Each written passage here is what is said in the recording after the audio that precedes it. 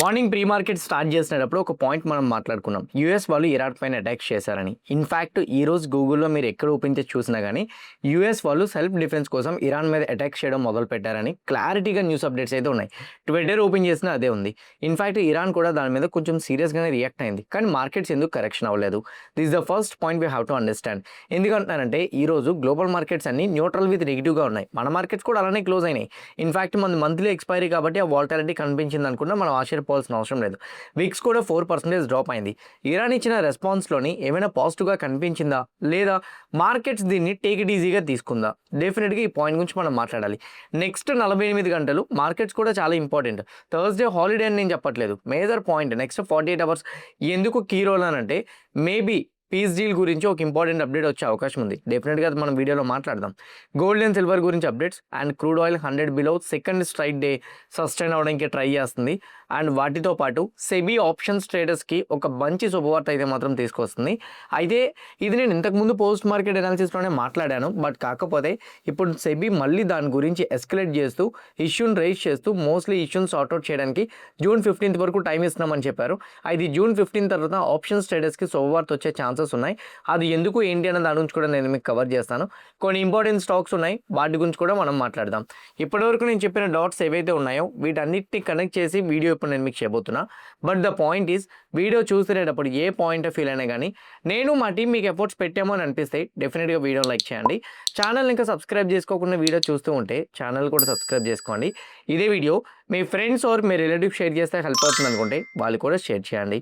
నా without any delay let's get into our daily market report. ఈరోజు ఓవరాల్గా markets ఎలా క్లోజ్ అయ్యాయి అన్న దాని గురించి చూసుకుంటే నిఫ్టీ 0.49% నెగిటివ్గా క్లోజ్ అయితే సెన్సెక్స్ 0.63% నెగిటివ్గా క్లోజ్ అవడం మనం చూడగలిగాం. వెవర్ బ్యాంక్ నిఫ్టీ 0.36% నెగిటివ్గా క్లోజ్ అయితే ఫిన్ నిఫ్టీ 0.65% నెగిటివ్గా క్లోజ్ అవడం మనం చూసాం. Mid cap and small caps పరంగా చూసుకుంటే మిడ్ క్యాప్ 0.7% పాజిటివ్గా క్లోజ్ అయితే స్మాల్ క్యాప్ 0.35% పాజిటివ్గా క్లోజ్ అయింది. ఓవరాల్గా చూసుకుంటే మార్కెట్స్లో మెయిన్ ఇండైసెస్ అన్ని నెగిటివ్గా క్లోజ్ అయినాయి. మిడ్ అండ్ స్మాల్ క్యాప్స్ పాజిటివ్గా క్లోజ్ అయినాయి. మీ అందరికీ తెలుసు రెగ్యులర్గా పోస్ట్ మార్కెట్ అనాలిసిస్ డిస్కస్ చేసుకుంటునేటప్పుడు ఫస్ట్ మనం డిస్కస్ చేసే టాపిక్ ఏంటంటే మేజర్గా మనం డిస్కస్ చేసిన టాపిక్ ఏంటంటే మెయిన్ ఇండైసెస్. దాన్ని టెక్నికల్గా డిస్కస్ చేయాలి. ఎందుకంటున్నారంటే చాలామంది నాకు న్యూస్తో సంబంధం లేదు, గ్లోబల్ మార్కెట్స్తో సంబంధం లేదు, ప్యూర్ ప్రైజ్ యాక్షన్తోనే మార్కెట్ అనలైజ్ చేస్తాను, సో నాకు ప్యూర్ ప్రైజ్ యాక్షన్ బేస్ చేసుకొని టెక్నికల్గా మార్కెట్ వ్యూని బేస్ చేసుకొని ఇవ్వు అని అనుకున్న వాళ్ళకి నేను టెక్నికల్ అనాలిసిస్లో ఫస్ట్ కవర్ చేస్తాను అనమాట. సో దాని గురించి ఫస్ట్ మాట్లాడదాం. టెక్నికల్గా మార్కెట్స్ నెక్స్ట్ ఏం జరిగే ఛాన్సెస్ ఉన్నాయనేది. సో ఫస్ట్ వన్ వచ్చేసరికి నిఫ్టీ ఈరోజు ఎంత పర్సెంటేజ్ డ్రాప్ అయిందో చూడండి. నెగిటివ్ అయితే క్లోజ్ అయింది, బట్ పర్సెంటేజ్ ఆఫ్ ఫాల్ ఏదైతే ఉందో అది డెఫినెట్గా మనం చెక్ చేయాలి. 0.49%. 0.49% అనేది అంటే లెస్ దాన్ 0.5 ఆర్ 0.6% అనేది పెద్ద నెగిటివ్ ఫాల్ అయితే కాదు. This the first point you have to understand. మరి దాన్ని ఏమంటారు? కేవలం న్యూట్రల్ లేదా లైక్ మైనర్ డిప్ అని మనం అనుకోవచ్చు అనమాట. సెకండ్ వన్ వచ్చేసరికి ఆ పర్సంటేజ్ తర్వాత వెయిటేజ్ స్టాక్స్ని చూడాలి. వెయిటేజ్ స్టాక్స్ అన్ని నెగిటివ్ సైడ్ వచ్చినాయా, కొన్ని నెగిటివ్ కొన్ని పాజిటివ్ మిక్స్డ్గా రియాక్ట్ అయినాయా అది చూడాలి.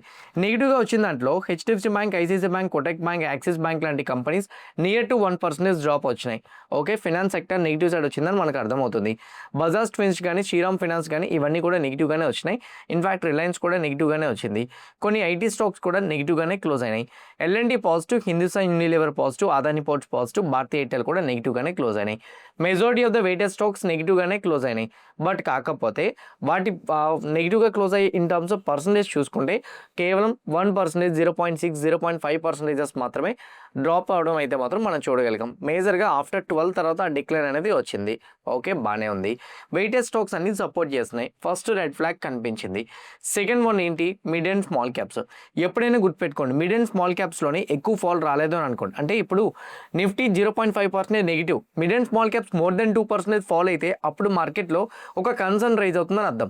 ఎప్పుడు మిడ్ అండ్ స్మాల్ క్యాప్స్ని ఎందుకు మిమ్మల్ని చూడమని చెప్తానంటే బిగ్ ప్లేయర్ ఎప్పుడు కూడా మోస్ట్లీ వాళ్ళు మార్కెట్లో ఏదైనా రిస్క్ అనిపిస్తే ఫస్ట్ వాళ్ళ ప్రాఫిట్ బుకింగ్ అనేది మిడ్ అండ్ స్మాల్ క్యాప్స్లోనే కనపడుతుంది.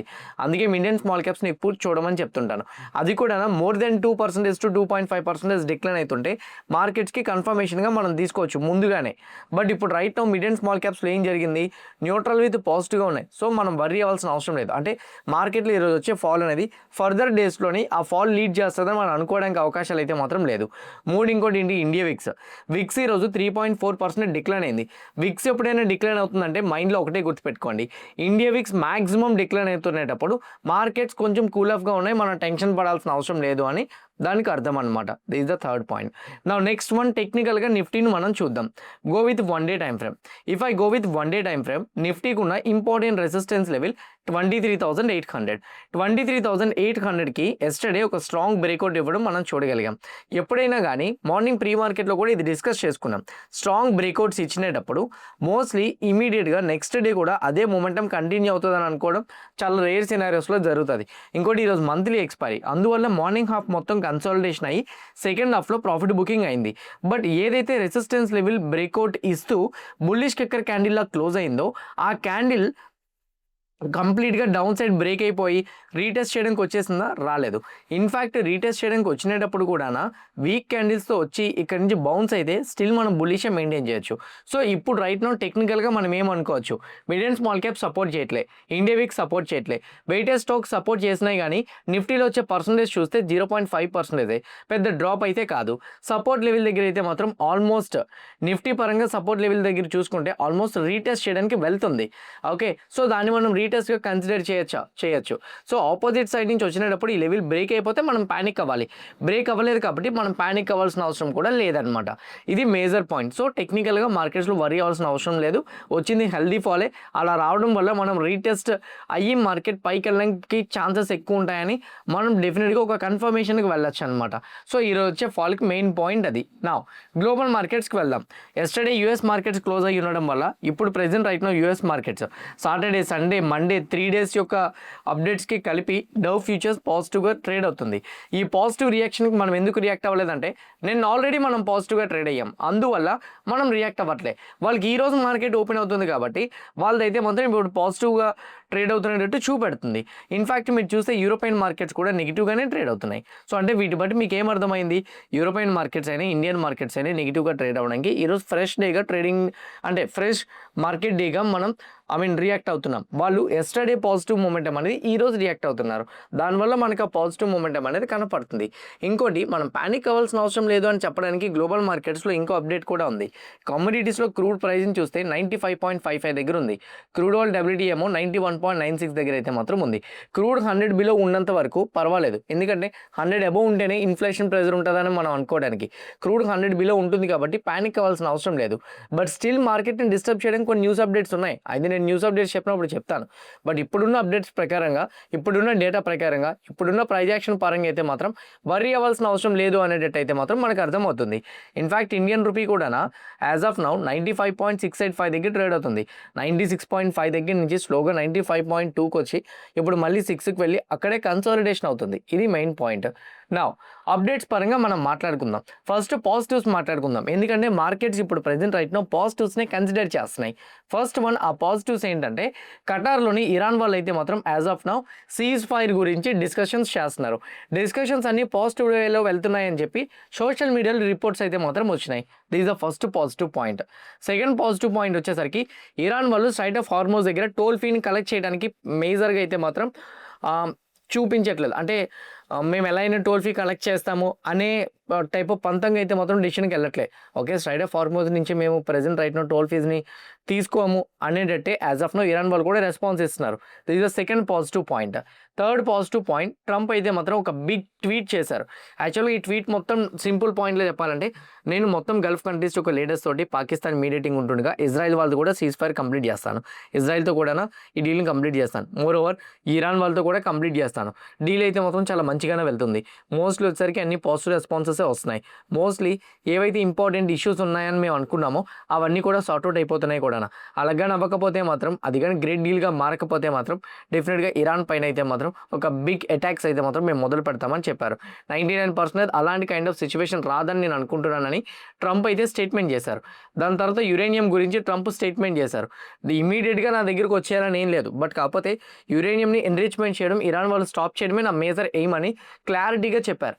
దీని తర్వాత ఇరాన్ వాళ్ళు ఒక రెస్పాన్స్ ఇచ్చారు. అదేంటంటే, మేము చైనాకైనా కానీ జాయింట్ కస్టడీగా యురేనియంని ఇవ్వడానికి సిద్ధంగా ఉన్నామని చెప్తున్నారు. అంటే జాయింట్ కస్టడీ అంటే ఏంటంటే జాయింట్ కస్టడీ కాదు, జస్ట్ ఒక కస్టడీ లాగా.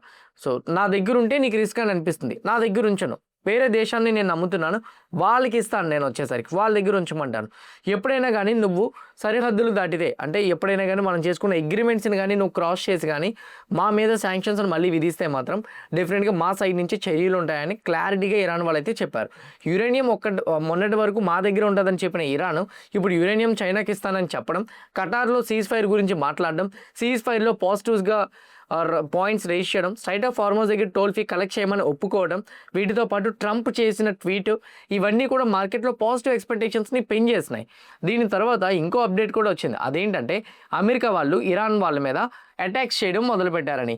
ఎక్కడ అటాక్స్ చేశారంటే స్ట్రైట్ ఆఫ్ హార్మోజ్ దగ్గర ఎక్కడెక్కడైతే మైనింగ్స్ పెట్టారో, సో మైన్ లేయింగ్ బోట్స్ ఏవైతే ఉన్నాయో వాటి మీద అటాక్స్ చేస్తున్నారు. ఇంకోటి ఏంటంటే యాజ్ ఆఫ్ నౌ యుఎస్ వాళ్ళు ఎక్కడి నుంచి అయితే మాత్రం ఇరాన్ వాళ్ళు అటాక్ చేసే ఛాన్సెస్ ఉంటాయో, వార్ ప్లేసెస్ ఏవైతే ఉంటాయో మిలిటెంట్ ప్లేసెస్, వాటి మీద అటాక్స్ చేశారంట. దానికి చెప్పిన దాని ప్రకారం ఏంటంటే నెగోషియేషన్స్ ఒక పక్క వెళ్తున్నాయి, కానీ సెల్ఫ్ డిఫెన్స్ కోసం ఇది మేము చేయాల్సి వచ్చిందని చెప్పి యుఎస్ వాళ్ళు క్లారిటీగా చెప్పారు. దానికి ఇరాన్ కూడా ఒక రిప్లై ఇచ్చింది. ఇరాన్ ఇచ్చిన రిప్లై ప్రకారంగా నేను చెక్ చేసినప్పుడు అయితే మాత్రం, సో ఇరాన్ సుప్రీం లీడర్ ఇచ్చిన రిప్లై ప్రకారంగా యూఎస్కి ఎక్కడ కూడా సేఫ్ హెవెన్ అంటూ ఏమీ లేదు. సో డెఫినెట్గా యూఎస్ యొక్క ప్లేసెస్ని మేము మళ్ళీ డ్యామేజ్ చేయడానికి అవకాశాలు ఎక్కువగా ఉంటాయి, ఒకవేళ కానీ ఇలాంటి అటాక్స్ కానీ మళ్ళీ వస్తే అని అనేటట్టు ఇరాన్ సుప్రీం లీడర్ స్టేట్మెంట్ ఇచ్చినట్టు తెలుస్తుంది. వీటితో పాటు ఇరాన్ సుప్రీం లీడర్ ఇంకో స్టేట్మెంట్ కూడా ఇచ్చారు. వాళ్ళు ఏంటంటే ఇప్పుడు ప్రెజెంట్ రైట్ నో ఖటార్లో జరుగుతున్న డిస్కషన్స్లో $24 బిలియన్ వరకు ఆల్మోస్ట్ అసెట్స్ని ఫ్రోజ్ చేశారని, సో అంటే ఆల్మోస్ట్ అన్ని ఫ్రీజ్ చేశారని, వాటిని కానీ ఆల్మోస్ట్ లిఫ్ట్ చేస్తే మాత్రం మాకు బిగ్ ఫైనాన్షియల్ సపోర్ట్ వస్తుందని, సో అందుకోసం దాని గురించి మేము పోరాడుతున్నాం, అదే మా మేజర్ పాయింట్ అని కూడా చెప్తున్నారు. శాంక్షన్స్ విధించిన ఫండ్స్ అన్ని కూడా రిలీజ్ చేస్తే మాత్రం ఇరాన్ మళ్ళీ ఫైనాన్షియల్గా స్ట్రాంగ్ అవుతుంది, అట్లాంటిది చేయనని ట్రంప్ చెప్తున్నారు. ఈ డిస్కషన్స్ నెక్స్ట్ 48 గంటలు చాలా ఇంపార్టెంట్. అటాక్స్ జరిగినప్పుడు ఎక్కడ కూడా ఇన్ఫ్రాస్ మీద కానీ, బ్రిడ్జెస్ మీద కానీ, పవర్ ప్లాంట్స్ మీద కానీ, ఆయిల్ ఫెసిలిటీస్ మీద కానీ అటాక్స్ జరగలేదు. కేవలం మిలిటెంట్ గ్రూప్స్ మీద అటాక్స్ జరిగినాయి. అవి కామన్, మార్కెట్స్ ఆల్రెడీ వాటికి ప్రిపేర్ అయ్యి ఉన్నాయి, ఎప్పుడైనా వీటి మీద రియాక్ట్ అవుతాయని. ఎప్పుడైతే ఎకనామిక్ పరంగా క్రైసిస్లోకి తీసుకువెళ్ళే వాటి మీద అటాక్స్ జరుగుతాయో అప్పుడు మార్కెట్స్ హెవీగా రియాక్ట్ అవుతాయి. అంతవరకు మనం ప్యానిక్ అవ్వాల్సిన అవసరం లేదు. సో కరెంట్లీ వాళ్ళు చెప్తున్న దాని గురించి మనమైతే ప్యానిక్ అవ్వక్కర్లేదు. So this is an another update. So ఇప్పుడు right now global markets Iran side నుంచి రిప్లై వచ్చినా, అంటే యూఎస్కి ఎటువంటి ప్లేసింగ్ హెవెన్గా లేదు అని ఇరాన్ చెప్తున్నా కానీ మార్కెట్స్లో మనకి నెగిటివ్ రియాక్షన్ రాకుండా ఉండడానికి కారణం ఈ మిలిటెంట్ అటాక్స్ అనేది కామన్ అయిపోయింది. ఏదైనా వచ్చేసరికి ఒకవేళ సో ఈ ఇన్ఫ్రాస్ మీద అటాక్ చేసుకోవడం మొదలు పెడితే మాత్రం అప్పుడు రియాక్ట్ అవ్వడానికి ఛాన్సెస్ ఉంటాయి. ఈవెన్ వాళ్ళు అటాక్ చేసిన తర్వాత కూడా ఇరాన్ వాళ్ళు అగ్రెసివ్గా మాట్లాడలేదు కూడా, ఈవెన్ అగ్రెసివ్గా అటాక్స్ చేస్తామని కూడా చెప్పలేదు, అందువల్ల రియాక్ట్ అవ్వలేదు. కానీ నెక్స్ట్ 48 గంటల్లో ఖటార్లో జరుగుతున్న డిస్కషన్స్ కానీ ఫెయిల్ అయితే మాత్రం మేబీ మళ్ళీ క్రూడ్ ప్రైస్ పైక్ అవుతుంది, మళ్ళీ మార్కెట్స్లో వాలటాలిటీ మొమెంటం కనిపించి నెగిటివ్ సైడ్ లీడ్ చేసే ఛాన్సెస్ ఉంటాయి. అట్లా ఉండదని నేను అనుకుంటున్నాను. మోస్ట్లీ వార్ తొందరగా ఎండ్ అవుతుందని నేను అనుకుంటున్నా.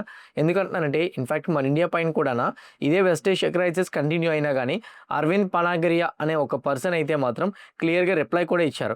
6.5% కరెంట్ ఫైనాన్షియల్ ఇయర్ గ్రోత్ ఏదైతే ఉందో అది స్టిల్ కంటిన్యూ అవుతుందని, వెస్ట్ ఏషియా క్రైసిస్ మన ఇండియా మీద పెద్దగా ఇంపాక్ట్ పడవని పాజిటివ్ స్టేట్మెంట్స్ కూడా వీళ్ళు చేస్తున్నారు. మరి చూడాలి నెక్స్ట్ 48 అవర్స్ ఏం జరుగుతుంది అనేది. ఈ 48 అవర్స్లో ఎక్కడైనా కానీ సివియర్గా అన్ఎక్స్పెక్టెడ్ అటాక్ జరిగితే మార్కెట్ నెగిటివ్గా రియాక్ట్ అవుతుంది. నెగిటివ్ అంటే ఇన్ఫ్యాక్ట్ క్రాష్ అవుతుందని అనుకోవచ్చు. పాజిటివ్ డెవలప్మెంట్స్ కానీ కనపడితే మాత్రం మనం వరి అవ్వాల్సిన అవసరం లేదు. వీటికి ఈరోజు మంత్లీ ఎక్స్పైరీ ఒకటి యాడ్ అవ్వడం బట్టి మనం నెగిటివ్ సైడ్ కరెక్షన్ చూడగలిగాం. ఇవి మేజర్గా ఉండే న్యూస్ అప్డేట్స్ అయితే మాత్రం. Now coming to the bit coin, gold and silver, వీటి గురించి మనం మాట్లాడుకుంటే bit coin as of now 77,355 దగ్గర ట్రేడ్ అవుతుంది. బిట్ కాయిన్ ఆల్మోస్ట్ 78,000 మనం అనుకున్న రెసిస్టెన్స్ లెవెల్ బ్రేక్ చేయడానికి రెడీ అవుతుంది. ఎనీథింగ్ ఇది బ్రేక్ చేస్తే మాత్రం స్లోగా 84,500 చూస్తాం. ఎవరైనా ఫ్రెష్గా బిట్ కాయిన్లో పొజిషన్స్ ఇనిషియేట్ చేయాలి అని అనుకుంటే ఈ లెవెల్ బ్రేక్ అయినంత వరకు వెయిట్ చేయండి. వన్స్ ఇది బ్రేక్ అయితే మాత్రం we can expect it up to 84,500. ఇది బ్రేక్ అవ్వకపోతే మాత్రం మనం 84,500ని 84,500 వరకు మొమెంటం ఎక్స్పెక్ట్ చేసే ఛాన్సెస్ అయితే చాలా చాలా తక్కువ. Now when it comes to the gold అయితే మాత్రం డిక్లైన్ కనపడుతుంది. కానీ మీరు అబ్జర్వ్ చేశారో లేదో గోల్డ్ వచ్చేసరికి మైనర్గా ఒక చిన్న జోన్ క్రియేట్ చేసుకుంటుంది. ఈ జోన్ నుంచి ఎదర్ అప్ సైడ్ కానీ డౌన్ సైడ్ కానీ బ్రేక్అవుట్ ఆర్ బ్రేక్ డౌన్ వచ్చినప్పుడు మనం మొమెంటం ఎక్స్పెక్ట్ చేస్తాం. ఆ జోన్ నుంచి బయటికి రాకపోతే మాత్రం అంత ఫాస్ట్గా మనం మొమెంటం అయితే మాత్రం ఎక్స్పెక్ట్ చేయలేం. ఇది గోల్డ్ పరంగా. When it comes to the silver పరంగా అయితే మాత్రం ఈవెన్ సిల్వర్ కూడా ఒక ఇంపార్టెంట్ సపోర్ట్ లెవెల్ ఉంది విచ్ ఈజ్ 72. ఈవెన్ ఆ లెవెల్ కానీ బ్రేక్ చేస్తే మాత్రం 66 వరకు ఫస్ట్ ఫాల్ చూస్తాం. అది కూడా బ్రేక్ అయితే ఫర్దర్గా ఫాల్ మనం చూసే ఛాన్సెస్ ఉంటాయి. అవి కానీ బ్రేక్ అవ్వకపోతే మాత్రం మనం పెద్దగా ప్యానిక్ అవ్వాల్సిన అవసరం అయితే లేదు. గోల్డ్, సిల్వర్, బిట్ కాయిన్ పరంగా అయితే మాత్రం గోల్డ్ బ్రేక్అవుట్ ఇవ్వడానికి ట్రై చేస్తుంది. Silver and gold break down ఇవ్వడానికి ట్రై చేస్తున్నాయి. నెక్స్ట్ 48 అవర్స్లో వార్ అప్డేట్స్ పాజిటివ్గా ఉంటే గోల్డ్ పాజిటివ్ సైడ్ వెళ్తుంది. నెగిటివ్ సైడ్ ఉంటే మాత్రం గోల్డ్ నెగిటివ్ సైడ్ రావడానికి అవకాశాలు ఉంటాయి. క్రూషియల్ లెవెల్స్ బ్రేక్ అయిన తర్వాతే మేజర్ ఫాల్ మీరు ఎక్స్పెక్ట్ చేయండి. గోల్డ్ అండ్ సిల్వర్, బిట్ కాయిన్లో మీరు యాక్టివ్గా ట్రేడ్ చేయాలనుకుంటే కింద కామెంట్ బాక్స్లో నేను డెల్టా ఎక్స్చేంజ్ రిఫరల్ లింక్ ఇస్తున్నా. ఆ లింక్ క్లిక్ చేసి అకౌంట్ ఓపెన్ చేసుకున్న వాళ్ళకి 3 బెనిఫిట్స్ ఉంటాయి. ఒకటి 24/7 మీరు ట్రేడ్ చేసుకోవచ్చు. 2 మీకు 50 times to 200 times వరకు లెవరేజ్ వస్తుంది. గోల్డ్ అండ్ సిల్వర్లో 50 times లెవరేజ్ ఉంటుంది. బిట్ కాయిన్లో 200 times లెవరేజ్ ఉంటుంది. థర్డ్ వన్ వచ్చరికి ఎక్స్పైరీ ఉండదు. వీటి వల్ల మీకు మోస్ట్లీ ఈరోజు పొజిషన్ తీసుకుంటే 1 month లోపే క్లోజ్ చేసేయాలి, 2 months లోపే క్లోజ్ చేసేయాలి అనే పాయింట్ కూడా మీకు ఉండదు అనమాట.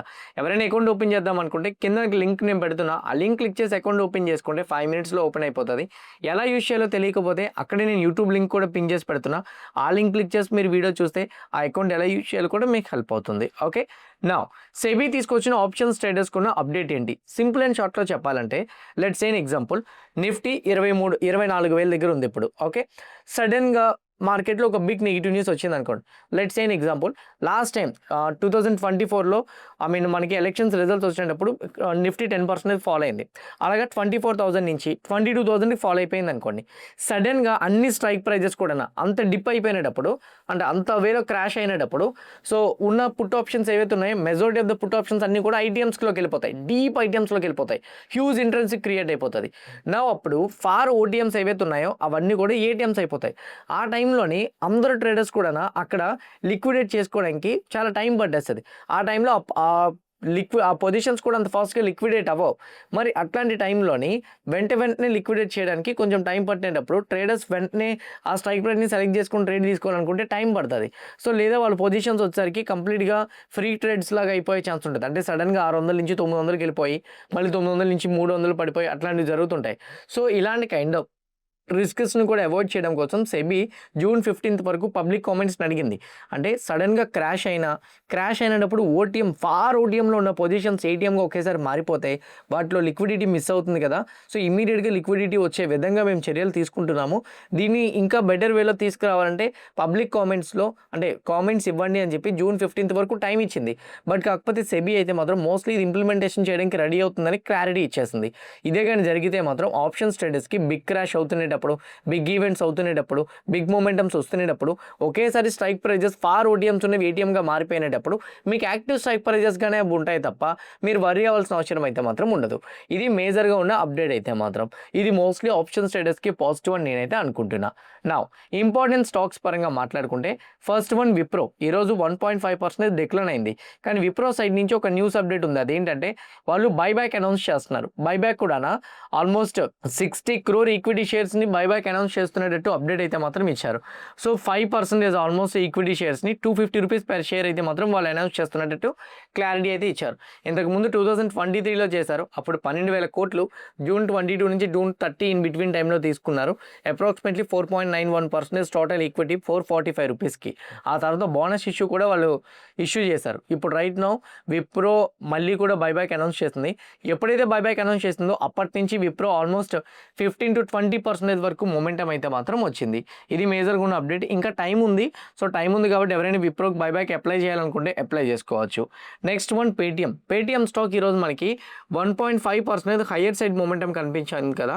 పేటిఎంకి యూరోప్లోని ఒక సబ్సిడరీ కంపెనీ ఉంది. అక్కడ ఉన్న పేటిఎం యూరోపియన్ పేమెంట్ యూనిట్ ఏదైతే ఉందో అందులో వీళ్ళు అప్రాక్సిమేట్లీ 9 million pounds అయితే ఇన్వెస్ట్మెంట్ చేస్తున్నట్టు అప్డేట్ ఇచ్చారు. గ్లోబల్ పరంగా వీళ్ళు రెవెన్యూని డైవర్సిఫై చేసుకోవడం కోసం చేస్తున్న ఇన్వెస్ట్మెంట్స్ ఏవైతే ఉన్నాయో ఇవి ఒక పక్క ఎక్స్పెక్టేషన్స్ని పెంచినాయి.